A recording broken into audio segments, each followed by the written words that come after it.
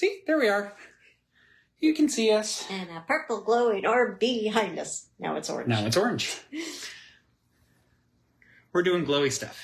Glowy, glowy. And Yuna's like, nope, I'm done.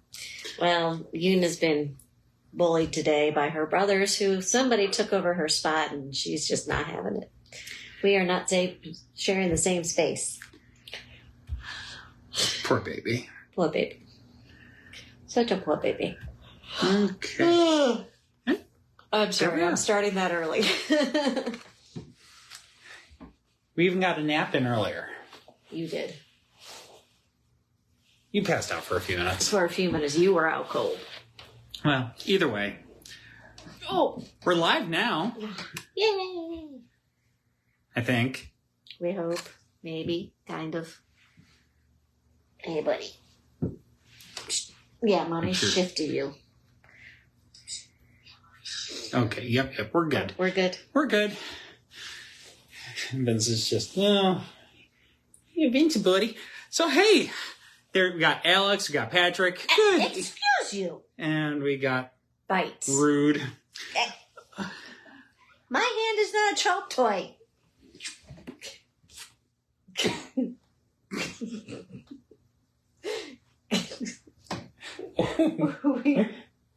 Let go. Okay. We are having chops a lot. Yeah. Happy Monday, everybody. It's a full moon, can you tell? Mr. Vincent has opinions. Feisty kitty, yes. Spicy kitty. Spicy kitty. He's something. He's like, you moved me. I was sleeping. I'm grumpy now. I mean, I get it. Neither one of us is good when we've been woken up, so... All right, shall we get on? Yeah. Let's go ahead. Let's get the show on the road. Yep. For what it is. He is angry. Get over here and lay down. He's so angry. Oh dear. I bet I have to stretch my legs out tonight. But yeah, the script took some doing this time. We were kind of busy over the last couple weeks. I failed. Oh, stop. Okay, so here's the deal. Chris and I are going away, other side of the country away, in May. And I've been trying to get the scripts put together for editing purposes to the week past when we get back. I apparently threw this one together and didn't look at it again. It is what it is. We'll see how it goes tonight. I will say that tonight what we got for you is going to be a little bit of a mix of some places that you may not have heard of, probably haven't heard of, and at least two of them I didn't hear of, and then some very high profile places that if you are in Virginia and you do have a penchant for the paranormal, I'd be surprised if you didn't hear from them. And we did dip into heavily our L.B. Taylor library. Yes, yeah. We definitely... Just about every story on here. Mr. L.B. Taylor definitely provided some assistance this evening. So because why own most of his books when you're not going to use them for references? Yes. So anyway, we'll see how it goes. But now... And I found a really cool opening. Yep. So we might be biased, but Virginia may have the most and the best ghost stories of any state, but you don't need to take our word for it. Dr. Alena Pirok, a professor at Georgia Southern University in Savannah, different state, claims this. This is also the author of The Spirit of Colonial Williamsburg, Ghosts and Interpreting the Recreated Past, wrote... Virginians insist they have the most and the best ghost stories of any state. They've been saying this since the 19th century. We got a little bit of a track record going here. Our first ghost stories were told by superstitious early European settlers, and that superstitious fear evolved into fascination with the spiritualist movement of the 1800s, which has only accelerated into the world that we live in today, with paranormal investigations, spooky pop culture, and, of course, ghost tours like our own.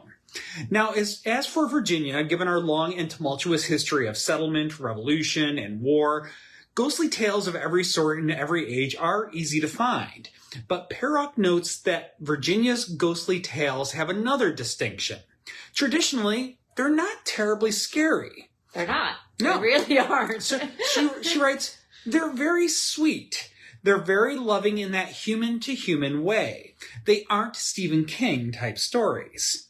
In a very general manner, we are inclined to agree, but of course there are some exceptions. That said, we have quite a bit to talk about tonight, so let's have a look around Virginia's haunted history. Now, I will also note that if there is a particular location that we do not talk about tonight, have no fear. We have volume. I have 13 books over there just from Taylor. Yeah, but also as far as scripts that we have started, we have a Haunted Virginia Volume 2 and Volume 3 already kind of frameworked. So we got a lot more Haunted Virginia that we will be getting back to around to at some point. But with that said, we'll go ahead. We'll start with one of the locations that I think you may have overlooked if you're not in this particular part of the state. And this going to take us up northern Virginia to Manassas, where we find the Ben Lomond Historic Site. The plantation house at the heart of this site was constructed in 1832 by Benjamin Tasker Chin. The main house was 2 stories high and made of red brick, and the outbuildings included a smokehouse, a dairy, and quarters for enslaved people. Before the Civil War, the property was leased out to the Pringle family, who farmed corn and wheat on the land and kept a herd of nearly 500 sheep. Following the Battle of First Manassas, Ben Lomond was converted into an emergency field hospital for wounded Confederate soldiers. For nearly a month, sick and injured men were crammed into the house and camped across the sprawling grounds. And when the Confederate Army used the property as a winter campsite during the war, once again, the house was repurposed as a hospital to treat diseased men. After the Confederates abandoned the area, Federal soldiers ransacked the house. Today's visitors can still see remnants of the graffiti they left on the walls. Following the end of the Civil War, the Pringle and Chin families struggled to rebuild.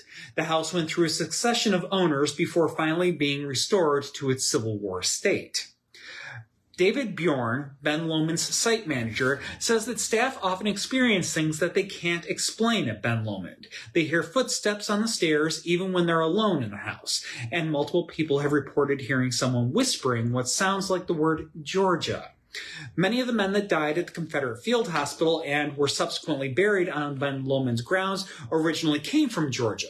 However, for Bjorn, the most chilling paranormal experience came a few years back when he stayed the night at the property.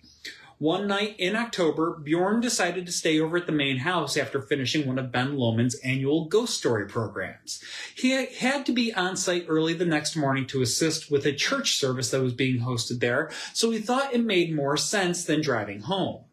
That night, he remembers that one of the men at the ghost story program decided to say a prayer to exorcise the house.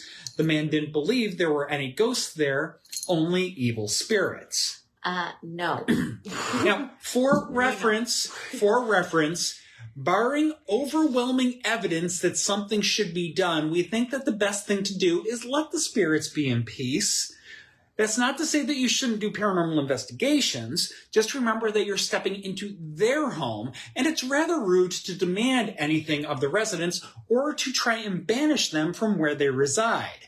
As you might imagine, rude actions can yield rude results.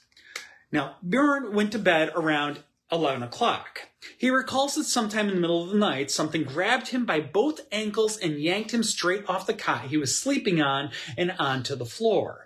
Bjorn said that everyone always asks what he did next, and they're surprised to find out that he just decided to go back to bed. He jokes, "I needed the sleep." I can understand that one. That's fair. So, Bjorn also reports that many ghost hunting groups have visited Ben Lomond and picked up strange readings on their equipment.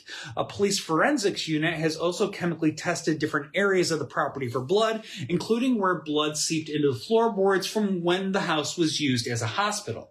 Now, if you're interested in learning more, Ben Lomond is open for tours throughout the year. For the spooky stuff, keep an eye on Prince William County's historic preservation site. Ben Lomond typically hosts an annual ghost story campfire close to Halloween, but this year's event has still yet to be determined. So we had a question of, are these the Pringles that may have grown the corn for the snacks? Good question. Not to our knowledge. I will we didn't say look into that. The thought had occurred to me, but I didn't have the time to really dive into that research. And are my glasses just sitting out over there somewhere? Nah, of course not. Okay, never mind. I'm just going to be squinting at the screen. Where did you last have them? Right there. Somewhere. Well, considering there was a bunch of stuff on the floor. Oh, lovely. Don't worry about it. I'll find them later. Sorry. It's going to be a bruise. I broke you. You did not. Okay. Anyway, Pringles are also a name from the Nova Scotia area, so, could be from them too. But now we're going to, of course, pop on over west of Manassas, and we're going to reach the small town of the Plains. Not the Pains, the Plains. The Plains. And it is the Plains. Yeah. That's the name of the town. Yeah. Not just Plains, the Plains. Nico, what are you doing? Please do not pull that. Nico's doing Nico stuff. Nico is being the wrecking ball that he's named after. Anyway, we're going to find the Pink Dogwood, a charming bed and breakfast that greets visitors with a comfy, shaded front porch, cheery interior, and impeccable landscaping. Built in the 1880s, the property consists of a large 3-story main house, outbuildings including a summer kitchen, an ice house, and several garden areas. The main house has been renovated many times, so it's ineligible to be on the historic register, but nevertheless, over the years, it has maintained much of its original charm. The owners, Denise and Michael, bought the property a few years back, and Michael spent over 30 years in the Army, so the couple moved around frequently. The Pink Dogwood is the 20th house that they have lived in together. Now, Denise said that throughout her time in all the other houses, she never believed in ghosts. However, when they moved to the Pink Dogwood for the first time, she felt differently. Right after moving in, Denise recalls that every night around 9:35 p.m. for approximately 3 months, she and Michael would hear a thunk coming from the second floor. It wasn't always in the same room, but it was at the exact same noise. So one night, she decided to try something. We're good. She walked upstairs, acknowledged the noise, said, "We know you're here, we're here, and we're trying to make the house lovely. We can all live together." After that, they never heard the sound again. The attic of the house, another area where strange things have repeatedly occurred. When Denise's daughter stayed there, she reported that books would fall off the shelves in the middle of the night. She would also hear footsteps creaking across the floorboards, but when she'd get up to investigate, no one was there. Denise and her family are not the first people to have experienced things like this at the property. Before they bought the house, it operated as an inn, and guests would report similar things. One night, the former housekeeper who lived in the attic even claims to have seen a ghost carriage arrive in the front of the house pulled by a team of spectral horses. She was so terrified that she jumped into her car, drove around the entire night, and would not return to the house until the sun came up. Denise says the house was built during the time of horses and carriages, so, of course, it's entirely plausible this is a memory. They also actually have found the remains of the carriage house in one of the gardens. In Denise's opinion, the spookiest place on the property is probably the small cottage that used to serve as the summer kitchen. It is now her floral studio, but occasionally when she's working there, she'll get goosebumps for no apparent reason. "I've never encountered anything like this," she emphasizes. "I think there could be something here, but so far, we're just coexisting together. There's no malice, and nothing letting her know who or what it might be." So who could be causing, or what could be causing the hauntings of Pink Dogwood? Well, there aren't any certain answers, but it seems likely they probably date back to the original use as an inn. It's a lovely location, and it makes sense that some may relive their visits there in the afterlife. and that the original owners may still be looking after the property that they cared for. As for the living, if you're interested, you can book a stay at the Pink Dogwood. It's actually listed on Airbnb. Kind of reminds me a little bit of Cashtown Inn, where they have different spirits just coming and going. Yes, which seems really appropriate considering the history. Yeah, it's what happened there in life, so why not happen there in death? Any good comments?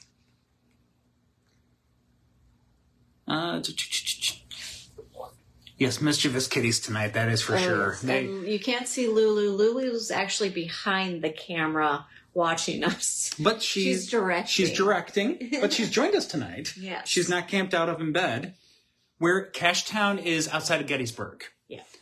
So about, 8 miles to the west of Gettysburg? Yes, and it's one of the ones that's been featured on Ghost Hunters and quite a few of the ghost... A lot of the paranormal shows have gone through there. It's notoriously haunted. It has a spring that runs through the basement. It was a field hospital.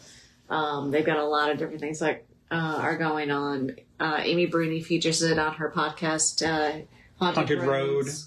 So, yeah, it's definitely on Chris's and my bucket list to get there. We were just up in Gettysburg for a day this past Friday. We're like, we still need to go stay at Cashtown Inn. It was a lovely day. It was. It was chilly, but it was a little chilly, but it was a lovely day. And Gettysburg, if you've never been there, highly recommend. Highly recommend it. There's so much to see there. I mean, we've been 4 times and we still haven't seen everything. No, not even close. So, but yeah. It was a little bit of a blitz tour this past time. Because we brought our nibbling up there. They had never been. They didn't study too much of the Civil War because they're from out west. Yeah. So fun fact: depending on what part of the country you're in, you may get different not versions, but different emphasis on different chapters of American history. Mm-hmm. And New Mexico being, New Mexico. They were just a territory, part of the reason why the Civil War happened when they were deciding whether territories becoming states should be slave or not slave. Yeah.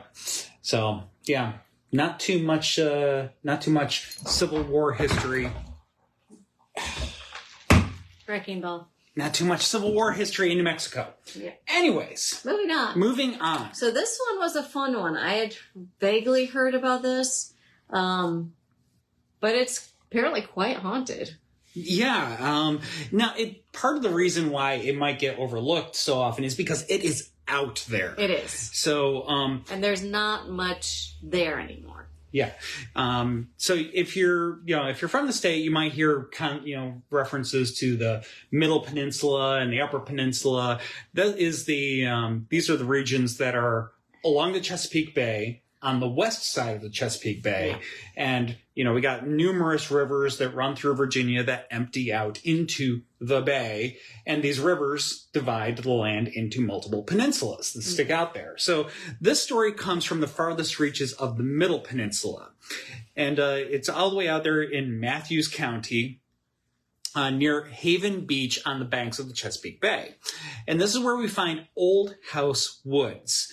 It's become quite the prime location for spooky happenings with tales of buried treasure, pirates, shipwrecks, and ghosts. And of course, some of these stories might be a little sensationalized or stuff like that, but some of the hauntings, some of the things that people have experienced there, whether they're truly tied to, say, buried treasure or something like that, they're still spooky stories and kind of fun to talk about all the same. So, and it's also a really cool ecological area, too. Yeah. So we'll cover that as well. Yeah. So now to get to Old House Woods, you need to take Old House Woods Road. Yeah, the area they named the road after it because very appropriately, it has... it's a narrow road that's encompassed by these tall, imposing evergreens, quite the desolate and creepy path that does hint at what lies ahead. So it'd make a good Game of Thrones location. It really kind of would. Now, serving as the namesake for the road, slightly hidden by the forest, lies the old abandoned house. 2 stories tall, chipped paint, broken windows, and a lack of any surrounding buildings in proximity make it genuinely unnerving. All this before the spirits start to show themselves. Now, over the years, people in the area have reported spectral ships with undead sailors, marching Revolutionary-era soldiers, and even ghostly livestock roaming the area before disappearing into the mists that roll in off the bay. Of all the entities that have been seen, however, none may be as fascinating or well-known as the Storm Woman. Now, according to local legend, the Storm Woman assumes the figure of an adult woman with light hair and a faded nightgown. Appearing during storms and heavy winds, the Storm Woman supposedly floats above the canopy of the trees along Old House Woods Road to scream in an attempt to warn sailors of potential doom. Kind of almost something like a banshee of the old world, but come to reside along the Virginia coastline. And one that's helpful and doesn't try to take your death. Yes. So very much is a warning. Yeah. Now, there is one more thing out this way that is creepy, but maybe not quite paranormal. The ecological part that Beth briefly mentioned there. The ghost forests of the coast. Now, this isn't exclusive to the area of Old House Woods. You can find these all up and down the Chesapeake Bay, various locations. Yeah. Any in our coastal area where tide water is merging with fresh water. Yeah, you'll come across all these areas that are dotted with standing dead trees. These ghost forests, as they're known, are the result of sea level rise and land subsidence. Since the mid-1800s, roughly 150 square miles of uplands in the Chesapeake Bay region have been converted to tidal marsh. 100 years ago, many of these coastal areas were farmed. Old plow rows and fence lines are still visible from the air. When the land became too wet to farm, trees, mostly loblolly pines, sprouted and grew. Now, loblolly pines are surprisingly salt tolerant, but they can succumb to a perfect storm of multiple stressors. Accelerated rates of sea level rise, inundation of salt water from high tides and coastal storms, southern pine beetle outbreaks, wildfires, and more have taken their toll on the pine's ability to survive. Loblolly pines aren't the only coastal trees that can be damaged by saltwater intrusion. Atlantic white cedar, an important wetland species that has become less common in Virginia, is also susceptible. Whether loblolly pine, Atlantic white cedar, or some other species, many of our coastal forests continue to become ghost forests. But not all is blight in these regions. The tidal marshes that pop up amongst these ghost forests provide unique habitat for a wide variety of species, including shorebirds, amphibians, fish, and others. They also serve as a buffer against further storm damage. The future of these areas is uncertain, and they do serve as a reminder that the only constant in nature is change. So, really kind of a neat thing. They talk about ghosts, like the word ghost pops up, and it's like, ooh, ghost. It's like, oh, not real ghost, but ghost forest. Ghost forest, cool. I like to think this is where Arya actually sailed to and started a new form of faceless. Okay. You have Game of Thrones on the brain. But nothing. It strikes me as a place that she would be drawn to. Oh, I could definitely see that. Yeah. It seems right. Yes. There should be a spin-off season of her travels. So they talked about it, and then it never happened, sadly. Because it would have been awesome. I definitely would have watched that. Yeah. Anyways. But, yes, we will definitely talk about, when we do eventually get up there and check out Cash Town and stuff like that. Yes. Yeah. We will talk about it. Yeah. I actually had a ghostly experience while we were in Gettysburg this time. We were at the Dabbs house. No, Dobbins house. Dobbins house. You keep saying Dabbs house because Dabbs house is right up the street. Which we have yet to visit. Mm-hmm. Anyway, the Dobbins house. Chris and I have eaten there before. We ate up on the second floor the first time. This time we were downstairs in what is the library. And we were about halfway through the meal.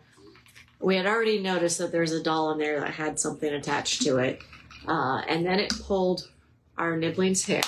And then something got behind me and started trying to pull my seat out. And I was just like, stop. And it just kept doing it. And then it tried to follow us out. I was like, no, you're staying here. We literally got dessert to go. Yeah.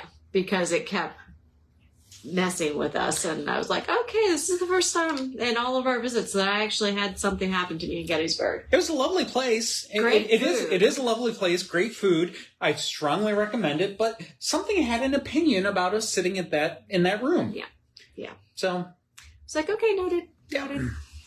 All right, so we're going to actually head inland now to the reaches of Appalachia in the town of Abingdon. Here we have a landmark hotel, the Martha Washington Hotel and Spa. It was built in 1832 as a private residence for a family of retired War of 1812 General Robert Preston. The Martha, as it's affectionately known as, has served many purposes in its time. After serving as a residence for over 25 years, it was converted into the all-female Martha Washington College in 1858. The college survived the Civil War era, which we'll, of course, come back to in a minute, and it actually lasted until the Great Depression, and subsequent declining enrollment forced the school's doors to shut in 1832. After standing vacant for a few years, it opened as the Martha Washington Hotel and has been hosting guests ever since. Hey, buddy. Give me that. All right. Dude, that's my tea. Come on. I'm going to give this to your dad. Come here. All right. Now, the history of this grand structure has laid way for many hauntings to take place amongst the finely appointed hotel. Many of these hauntings are based in the Civil War era, as the women attending the college were forced to turn their attention from their studies to becoming nurses for the wounded men from both the North and the South that had found their way to the Martha Washington from nearby battlefields. Some will tell of an apparition. Sir? Excuse you. Agent of Chaos here tonight. Just keep going. Anyway, I lost my place. Some will tell of an apparition of a riderless horse that roams the grounds on moonless nights, seeking the Union officer that was shot from its back in front of the college in 1864. There's also a persistent blood stain on the floor outside of the governor's suite that is said to be the spot where a young Confederate soldier stood his ground before a throng of approaching Union soldiers. The young man was felled and died on the spot, his blood forever staining the floor. Now, this spot is in an area of the hotel that has carpet, but the blood stain refuses to stay hidden. The carpet there wears at an inexplicably fast rate, and as of 2003, bellhop's Pete Shelfie, who at that point had worked for the hotel for over 30 years, noted that the carpet had worn a hole over the blood stain no less than 6 times since it was first laid down in the late 1930s. And here we are another 20 plus years later, so you can bet that's probably doubled. We could go on with many more encounters that the guests and the staff have had with the resident spirits, but we'll share one more from the Martha Washington. This one has a romantic flair. The spirit of Beth, a student of the college in 1863, returns to room 403 to care for a young soldier whom she fell for while tending to him. The soldier's name was John Stoves, and he was brought to what was now room 403 in very rough condition. He had been shot multiple times, and the musket balls were causing him much distress. While Beth tended John, she mentioned she could play the violin, and John immediately asked her to play him a song. She gladly obliged him, and the music seemed to put him at ease, though it did not put him on the path to recovery. John was slowly slipping away, just as Beth was starting to fall for the charm of the young man. One day, John called for Beth and asked her to play him one last song. He knew it was his time. Beth played through the tears until John was gone. Her heart was shattered, and within a few weeks, she too was dead. Some say it was typhoid fever. Others, however, claimed it was her broken heart. Either way, Beth is no more, at least not in the mortal realm. Maids have reported seeing a slim young woman sitting by the bedside in room 403, and the security guard recalled an encounter where he saw a woman pass through that door into the same room. Late at night, some in the vicinity of the room have heard the sound of a violin softly drifting through the rooms and the hallways. It seems Beth is still not yet able to let go of her long-lost love. Please. Oh. Sharing a link. Link. Okay. There's Chris links. And links. And links some more. Maybe. Yeah. But we're actually going to pop over to a place where Chris and I actually have investigated and visited a couple of times. It's one of our favorite places to go and investigate with CPRI. And that, of course, is Bacon's Castle in Surry County. Yes. Yeah, I think so. We'll figure it out. Everything's fine. It's fine. It's fine. It's fine. Everything's fine. So, yes. Back out to the coastal plains, and near the small town of Rushmere, this is out in Surry County, you find the magnificent mansion that is the nation's oldest brick dwelling and the only surviving high Jacobean structure, Bacon's Castle.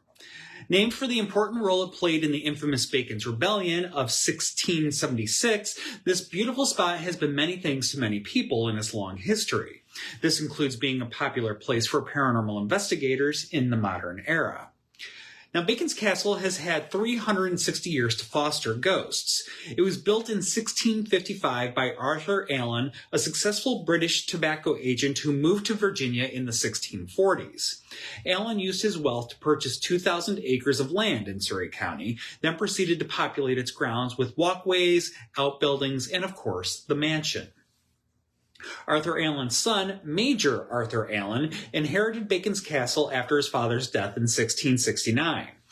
How the castle appears today is a result of Major Allen's determined efforts to live in a home of utmost luxury. Besides expanding the house itself, Major Allen added to its beautiful gardens, sparking a revolution in gardening in colonial America.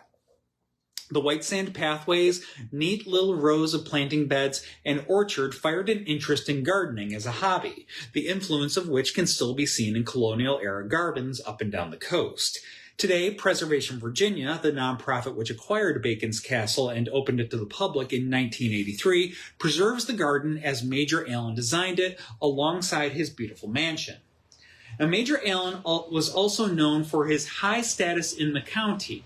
He began his career as a member of the Lawns Creek Parish and then became the Justice of Peace for the Surry County Court. He also served as the county's surveyor for a brief period of time, and then he secured his most notable role in 1686 when he became Speaker of the House of Burgesses. Now, Major Allen was an avid supporter of Governor William Berkeley, who was Virginia's governor from 1641 to 1652, and again from 1660 to 1677.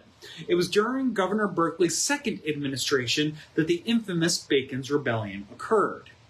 Like Governor Berkeley, Nathaniel Bacon was of English descent. He arrived in Jamestown in 1674. Because he was related by blood or marriage to several of the most influential people in Virginia, it took Bacon only 1 year to become a member of the Governor's Council. Governor Berkeley would later regret his new hire. In 1676, Nathaniel Bacon challenged Berkeley directly, even laying siege to and then burning Jamestown. Bacon did not like the governor's lenient Indian policies. Governor Berkeley allowed friendly tribes to live on treaty-protected lands, for instance, and failed to retaliate after Indians attacked several colonial settlements. Nathaniel Bacon, on the other hand, deemed all Native Americans to be enemies. So when the governor refused to support Bacon's plan to drive out all of these enemies from Virginia, Bacon decided to take matters into his own hands. He easily garnered an army of supporters. Many colonists not only detested the Indians, but hated how Governor Berkeley handled the state's taxes, budget, and infrastructure. After a few initial forays against said enemies, Bacon was arrested and tried for his treasonous ways. However, upon his release, Bacon continued to oppose Governor Berkeley. In 1676, he and his rebels marched to Jamestown, burning buildings and attacking Berkeley's supporters along the way. Bacon's Castle would fall in their path. On September 18, 1676, the Arthur Allen House was seized by Bacon and about 70 of his followers. Fortunately for Major Allen, he had already fled from Surry County, but his home was not as lucky. Baconists would occupy the mansion for 3 to 4 months, only deserting their posts when their leader died of dysentery on October 26th. Sounds like Oregon Trail. Sorry. A little bit, yeah. When it was finally safe for Major Allen and his family to return, what they came back to was a house left in complete disarray. What wasn't pillaged and looted by rebels was severely damaged or completely destroyed. Many believe that a comet, which streaked through the sky in the fall of 1675, may have foreshadowed this horrible event. During the colonial times, the superstitious saw such cosmic fireballs as bad omens. A comet sighting in 1644, for instance, was immediately followed by a bloody Indian raid. Another preceded the tragic death of a young woman. The girl had been banned from a lover she'd been secretly seeing behind her father's back. One night she decided to sneak out and visit him anyway, but the flame from her candle caught her dress and lit her on fire. Perhaps the love letter etched into one of the castle's windows was left by her before she died. Fireballs were also believed to punish naughty children. One local legend tells of a fiery sphere killing a little boy, for instance, because he refused to finish his chores. It's rather harsh. Fireballs continued to make appearances at Bacon's Castle. People who have lived at the house report of seeing them blaze down the stairs. In the cemetery that lies close to the castle, fireballs are also known to rise from graves. Bacon's Castle has experienced plenty of other paranormal events. One of the creepiest things seen at Bacon's Castle is the disembodied head of an African-American woman. During colonial times, the property housed as many as 300 enslaved people. It had a total of 18 slave quarters, one of which is still standing today. The conditions within early slave dwellings were horrible. While wealthy colonists lived in lavish brick buildings, their servants were cramped into rough wooden structures. Sometimes as many as 10 slaves were squeezed under one roof. Illnesses thus spread very easily. Having only known pain and misery in life, slaves are not necessarily restful in death. Tales tell of a young enslaved girl who tragically died in the house's cellar and likes to tug on visitors' clothing. Things are also known to move on their own at Bacon's Castle. Chairs rock, books fly off of shelves, doors close all by themselves. One woman discovered her room in disarray. A round burner lamp, normally sitting on the table, leaned against a pedestal, was found leaning against a pedestal, and its globe was smashed to pieces. And it's not just items that the castle's ghosts like to move around. They are known to push and touch visitors as well. Many spirits are also very noisy. People have heard loud pops, much like the sound of gunfire, shattering the house's silence, as well as footsteps stomping down the stairs. Disembodied moans and wails add to the ruckus. Thus, in 2014, Preservation Virginia launched Haunted Bacon's Castle, a public tour that caters exclusively to paranormal enthusiasts. Event attendees are guided through the estate by the Center for Paranormal Research and Investigation, a team of ghost hunters who have done extensive research at Bacon's Castle, and also close personal friends of ours. Yes. Now, during CPRI's March 1st, 2014 investigation, they recorded disembodied voices and screams. Now, CPRI's chemist, and again, personal friend of ours, Brad Bradley, noted, "We throw out about 99.9% of the activity we encounter in our work as not being paranormal. But the activity at Bacon's Castle we can't debunk. We have yet to find a location that has more activity than Bacon's Castle, and we do research all over the state." Now, if you guys are curious to see what they have captured, you can actually check out their website, and all of their evidence is available for you to listen to and take a look at, which is pretty cool. Hi, buddy. I know they are trying to get a new, was it Google website they were trying to get? That would give them that huge cloud space to drop everything into? Yes, they were working on that. Something that's available for nonprofit organizations, but it is a process. Yeah, it is quite the process. So they are in the middle of that. But it'll be cool when they can finally have everything in one spot. All right, so we're going to head out to the west, and we're going to go into the Piedmont region that brushes up against the Blue Ridge. And here we're going to end up in the city of Lynchburg. Now, on Jackson Street in Diamond Hill District stands an unassuming house with a very spooky reputation. It's known as the Rocking Cradle House. This historic home witnessed inexplicable events in 1839 that were supposedly caused by a demon. Now, you guys know us. We don't usually talk about these things because we don't think they're usually demons. No, that's not our thing. That's not our thing. But this is the story that was put out there. Now, I will say the origins of the house are unknown, but it was built prior to 1819 when the land was annexed from Campbell County into the city of Lynchburg. The exact year of construction remains a mystery, as does the original owner of the house. It is thought that the house was constructed either under the ownership of Edmund B. Norville or Thomas Wyatt. Both were early proprietors of the land, and the home was constructed facing the Salem Turnpike, which is now modern 12th Street, before the city streets were actually laid out.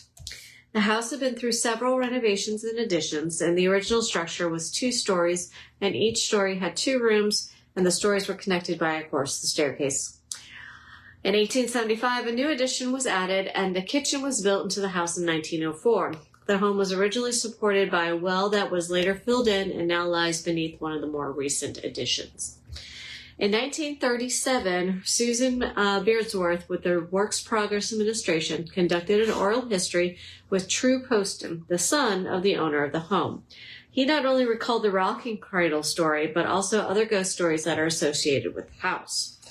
Poston told her about a menacing spirit believed to be the ghost of an unnamed Confederate major who was a heavy drinker and was known to fly into fits of delirium.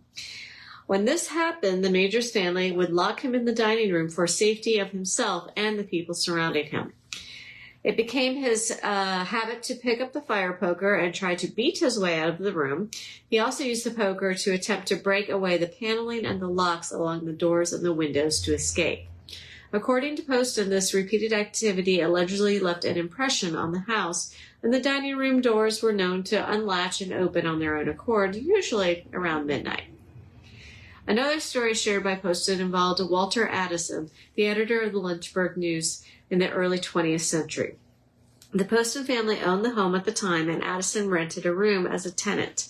Poston explained that Addison had returned to the house after a late night of editing, probably got in about 2 a.m. He saw a woman standing at the top of the stairs. Now, she was about 80 years old and dressed in an old-fashioned costume. Addison had assumed the woman was a relative visiting the house's owners, and he consequently retired to his room on the first floor. The next morning, he inquired about the visitor and was told that there was no one else staying in the house. Poston explained in his oral history that the woman's spirit had not been seen since Addison's encounter, but others had since heard her light footsteps and witnessed a chair cushion sinking as if being used by an unseen specter. Then there's, of course, the namesake story, and it's said that the house was occupied by Reverend Smith in 1839. One evening, when returning from his duties, he found the enslaved nanny in a frantic state. She told the Reverend that the baby's cradle had been rocking with the baby in it by itself for several hours and would not stop. The Reverend went in to see for himself and found the cradle was indeed rocking of its own volition. Given his religious nature, the Reverend commanded the cradle stop rocking in the name of Beelzebub. And it did indeed come to a halt. Now, I find that really amusing that he said in the name of Beelzebub and not the other. Yeah. I have questions. I thought... I have questions. I was like, okay, that's what it says. We're going to roll with it. I seriously have questions. Anyway, he repeated the command... so then he commanded the cradle to start rocking, and it did. Then he commanded it to stop, and it did. The rocking on command continued for several days, during which it said that hundreds of townspeople came to see this phenomenon of the rocking cradle. After several days of hysteria, the cradle eventually stopped responding and would, from that point forward, only be rocked by human hand. It's unknown what became of the cradle, but it's said to have been a beautifully crafted cradle of mahogany with a lovely canopy. Perhaps so lovely that even a ghost or a demon couldn't help but to want to play with it for a little bit of time. I still have questions. You want to pass it to me, or did you want to do this one? No, you can do this one. Okay. So, if you can see, Yuna's totally over all of our crap for tonight. She's totally pouting. She's doing a face plant in the blanket behind me here. Poor baby.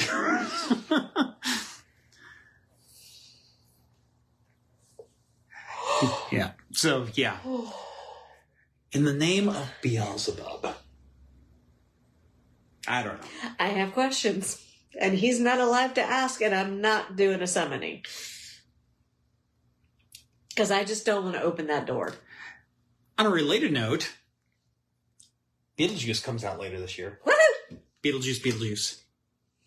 And Ghostbusters is out, so you need to see that. Yes. We're going hopefully tomorrow. Yeah. Yes. Yeah. Hopefully, we have to check what times it's showing, but hopefully we'll be going to check out the new movie tomorrow. Yes. And if we can, we'll be first in line for Beetlejuice. We'll see. We would have been first in line for Ghostbusters, too. But we were in Gettysburg. We were in Gettysburg. But we were playing with other ghosts. Yep. Although we could have probably convinced Raven to go see it. Oh, probably. Probably. Either way. We're going to see it soon. So, all right. Next location. Location that you have probably heard of. Especially if you have been to a place here in Richmond. Yes. So, a little bit of a teaser here. Teaser, that's what they call it. That's what they call it in the business. So, heading back to the mountains, just outside the community of Afton, we have Swannanoa Palace. It was built in 1912 by James and Sally Dooley, millionaires and philanthropists from here in Richmond. As a young boy, James H. Dooley excelled as a student. When it came time for college, he enrolled at Georgetown University, from which he graduated with honors in 1861. He was drawn to the field of law, but before he could begin practicing professionally, the Civil War broke out. Dooley enlisted with one of his brothers in the Confederate Army and became a member of the 1st Virginia Infantry. He was shot and wounded during the Battle of Williamsburg on May 5, 1862, and was briefly held as a prisoner of war. A few months later, Dooley was released in an exchange for a Union soldier. He went back to Georgetown University, this time to secure a master's degree so that he could pursue a career in law. From 1871 to 1877, Dooley served in Virginia's legislature. He also became closely involved in the banking, steel, and railroad industries. In 1869, Dooley married Sarah Sally May of Staunton, Virginia. She, too, was an intellectual from a wealthy background. The two began their lives as a married couple in Richmond and quickly became famous for their philanthropy. Sally donated her jewels to Episcopal causes, for instance, while her husband gave $3 million to the St. Joseph's Orphanage. Besides civic endeavors, the Dooleys invested most of their wealth in building two extraordinary estates. The first, known as Maymont, is located here in town in Richmond and served as the couple's main abode. The property was completed in 1893 and includes a lavish mansion, several outbuildings, an exquisite Japanese ornamental garden, amongst many other, beautiful features. Today is open to the public and run by the Maymont Foundation. But even as remarkable as Maymont is, the Dooleys decided that they also needed a summer retreat away from Richmond. They chose the top of the Blue Ridge Mountains for Swannanoa Palace. The Dooleys' vision took nearly 8 years to build and required the skills of over 300 artisans. These craftsmen based their design on Rome's Villa Medici. The Dooley Swannanoa Palace would mirror the villa's use of Georgian marble, which Dooley personally selected and imported directly from Italy. The Dooleys called the palace Swannanoa because Sally dearly loved swans, which also explains why there is an exquisite carving of a swan over the mansion's main entrance. Swannanoa's palace's interior finishings exemplified America's Gilded Age at its best. From elaborate door handles to an impressive system of pipes, plenty of fixtures and appliances were made from gold. The property also had its own power plant, making the palace the first home in the county to have its own running electricity. The palace's most unique feature is a token of love from Dooley to his wife. He asked for her likeness to adorn its elaborate domed ceiling. Other noteworthy elements include a stunning 4,000-piece Tiffany-stained glass window and a massive Italian marble fireplace. Unfortunately, both Dooley and his wife didn't have very long to enjoy their new mountain retreat. A stroke killed Dooley in 1924, and Sally died just 2 years later. They were interred in Maymont's mausoleum. Swannanoa Palace was bequeathed to Dooley's 2 sisters, who promptly sold it to the Valley Corporation of Richmond. The company transformed it into a country club that operated from 1929 to 1932. The club's distillery became famous for producing the region's best moonshine during the Prohibition era. It was rumored to be a favorite supplier for government officials. Perhaps this is why President Calvin Coolidge, one of the club's most noteworthy guests, visited it for a Thanksgiving dinner in 1928. When the country club closed, Swannanoa Palace stood unoccupied for 17 years.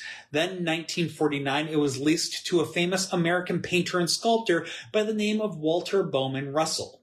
He and his wife, Lau, converted Swannanoa Palace into the University of Science and Philosophy, where students learned about the genius inherent in everyone. Russell's idea of cosmic illumination was quite controversial for the time. It challenged the nation's educational system by arguing that all knowledge should be self-discovered rather than taught. His theories were very similar to those of the mysterious Illuminati Society, the secret and anti-elitism group which has been around since 1776. After Russell died on May 19th of 1963, Lau became the university's sole manager. Financial difficulties forced Lau to sell Swannanoa Palace, but the money still wasn't enough to prevent the school from closing. It was leased to Skyline Swannanoa Incorporated in 1999. The company began to renovate the property, hoping to rescue it from its state of extreme disrepair. Due to vandalism and bad weather, much of it lay in shambles. Swannanoa Palace's present owner is James Delaney. When he acquired the property in 2000, Delaney put more than $3 million into restoring it. He opened the palace's first floor to the public in the spring of 2010 and plans to transform it into a luxurious inn in the future. His money and efforts have been well rewarded. Though it continues to decay, the estate draws tons of visitors every year. Wedding receptions, photo shoots, and paranormal investigations are also held there. Sally Dooley is the estate's most famous spectral tenant. Her spirit is often seen wandering the mansion's long corridors. Delaney himself believes in her continued presence. He says, "I have cats and they're locked up and they won't go on the 3rd floor. Mrs. Dooley is said to have disliked cats." Now, as much as I like Mrs. Dooley, that is quite the strike against her in my book. I am sorry. Anybody who doesn't like cats... I mean, granted, also having been in Maymont, knowing what our darlings would do with everything on those tables. Irrelevant. Moving on. I'm just saying, there'd be a lot of crashing. Some of our friends in the paranormal community have had the opportunity to investigate Swannanoa. In 2013, Twisted Paranormal Society got their first opportunity to visit the palace. During their investigation, they collected evidence including images of spectral orbs shooting across rooms and stairwells, and recordings of ghostly voices responding to investigators' questions. They were able to return for a second time the following year, gathering additional evidence to back up their original experiences.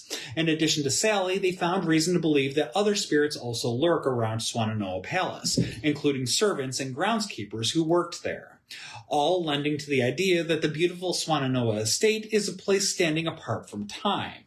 Of all the hauntings and the square footage that Swannanoa has to offer, it's believed that the library is the palace's most haunted room, but it's just one of dozens of spaces that visitors and investigators have to explore there. Now, I will say, if I was going to go back and haunt a place like that, there is a very good chance that I would spend an extraordinary amount of time in the library as well. So I get that. Yeah. Makes sense. Yeah. All right.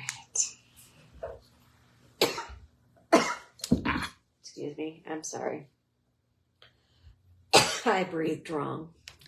All right. So we're going to go to one final stop this evening as we head out to the remote community of Tangier Island in the Chesapeake Bay.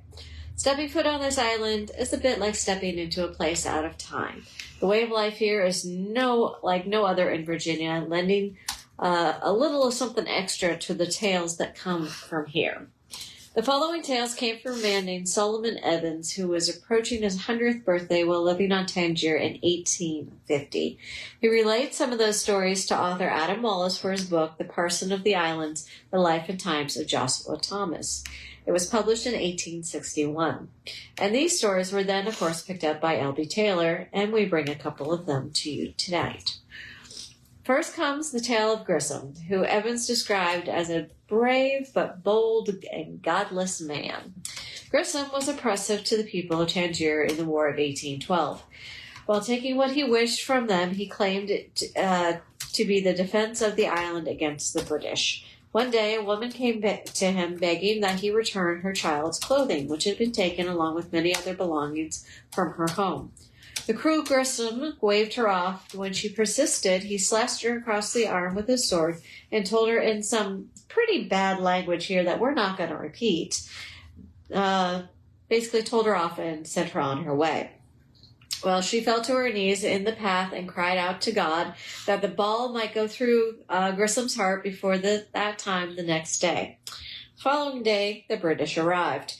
Grissom fought and lost, and when found, it was determined that a shot to the heart had killed him instantly. Karma. Just a little bit, just a smidge. As the War of 1812 progressed, the British maintained a presence on the island and used it as a base of operations in the Chesapeake Bay to strike out against nearby communities, including their assault on the nation's capital. The war brought death to many of the waters of Chesapeake Bay, and it was not uncommon for bodies to wash ashore onto Tangier Island. After one particular engagement, 22 men washed ashore, their bodies ravaged by the battle and the elements. They were laid to rest, but a short number of days later, one of their compatriots arrived on the shores. This singular body was found by a man named Hopkins, who, rather than bury him, saw fit to strip his body of valuables and clothing before dumping it back into the water. Rude. Yeah.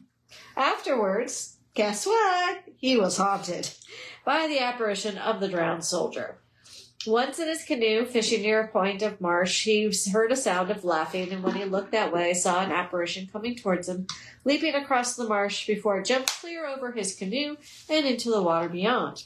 Now, I will say, in my editing, they described it literally like jumping like a frog across the marsh. So imagine this ghost man getting down like a frog and jumping across the marsh at you, all kind of laughing and giggling along the way.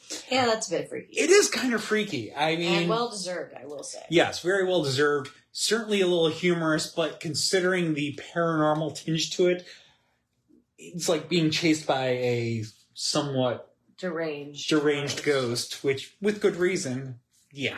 Anyway, he would see the apparition again and again on walks around the island, and even once at his own door. When he called his family to look, they could see nothing, while the apparition continued to torment Hopkins, always laughing. Unsurprisingly, Hopkins started to come apart near constant laughing and sudden appearances of this apparition, and of course only he could see.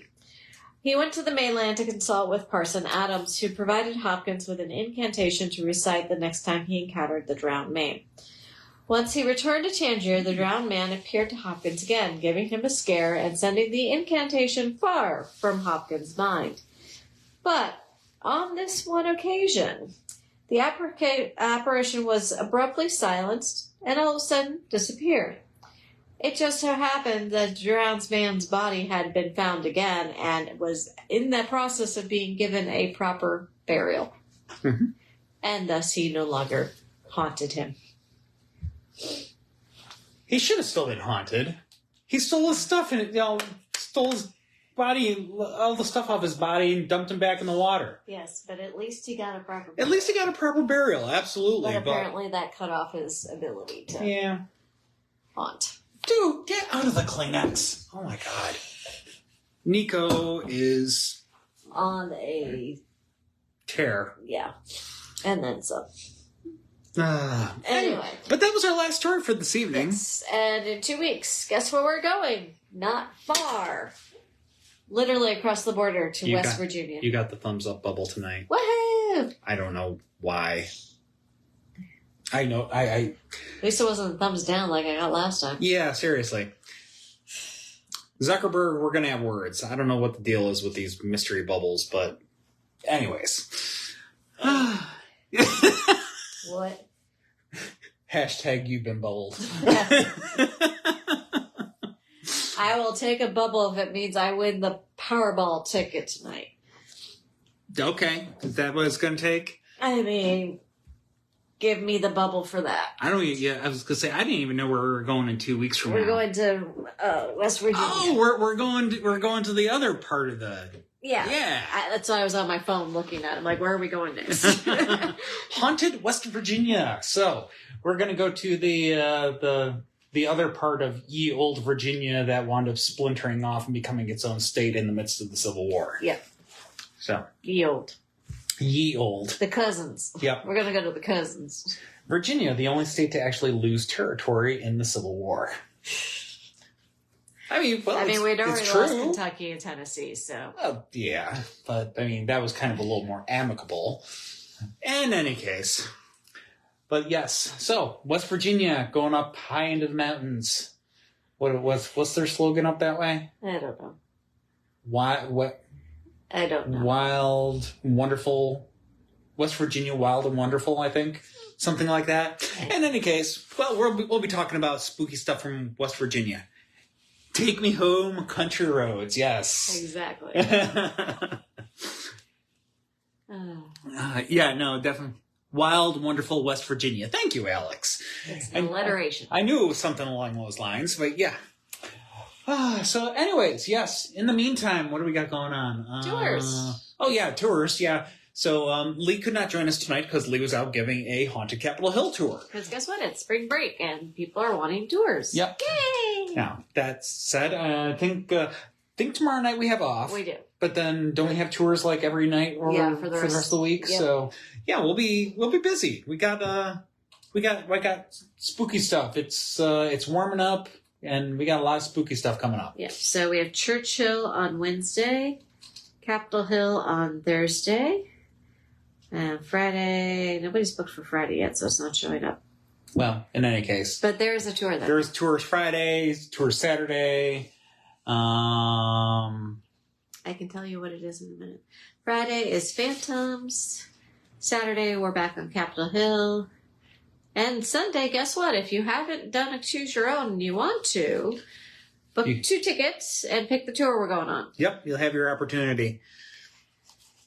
But yeah, so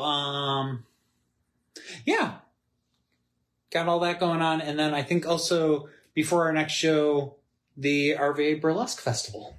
Yes, so that'll be the 4th, 5th, and 6th of April.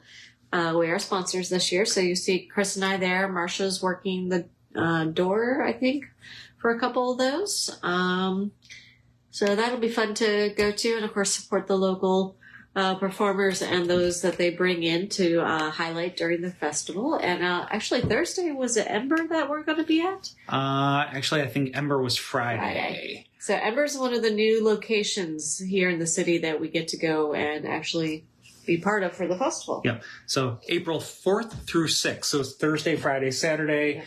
And I think pretty sure tickets are still available.